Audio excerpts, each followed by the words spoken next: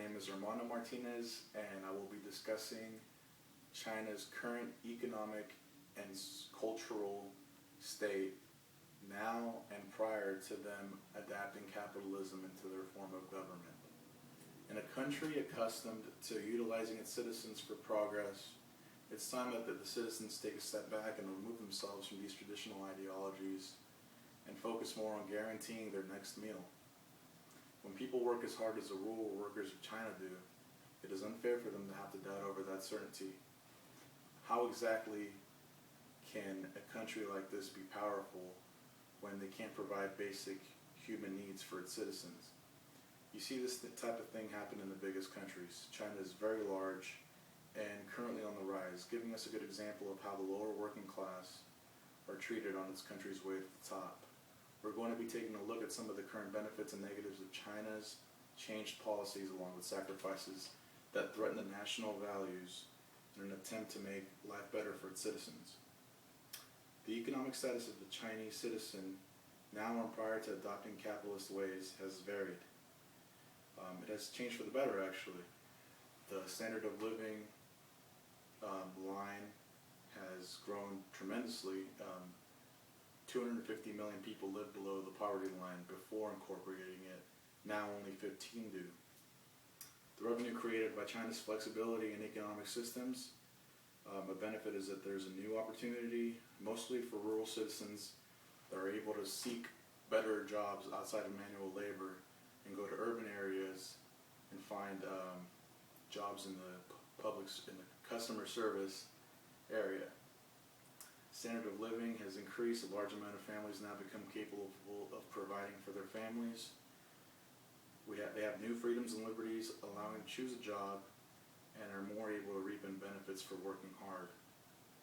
Aspects that aren't so beneficial are the diminishing of culture. Tight-knit family groups are threatened because a lot of the citizens moved from the rural areas to cities in search of jobs because the urban areas is where the jobs are right now in China. Who stands to benefit? The world, along with the Chinese citizen, due to adding the largest workforce in the world to the economy, to the global economy. Finally, the impact on the Chinese society. The impact of the labor force. China is the world leader in exports because of it. Impact on standard of living as a whole. The higher level of education, the more money one is able to earn.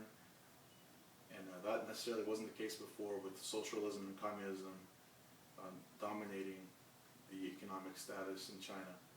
And the impact on China's environment has taken a hit with an increase in production.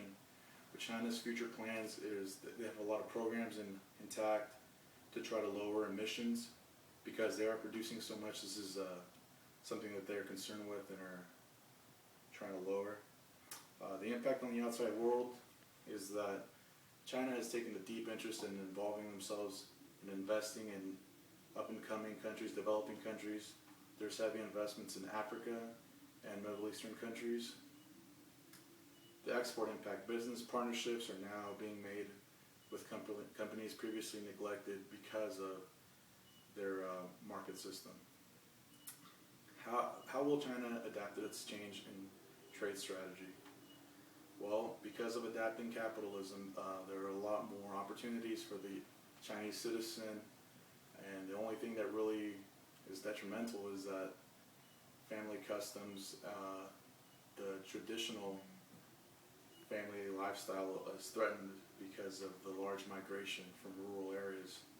And the main question is whether this opportunity is worth the risk of losing cultural norms and traditions, basically.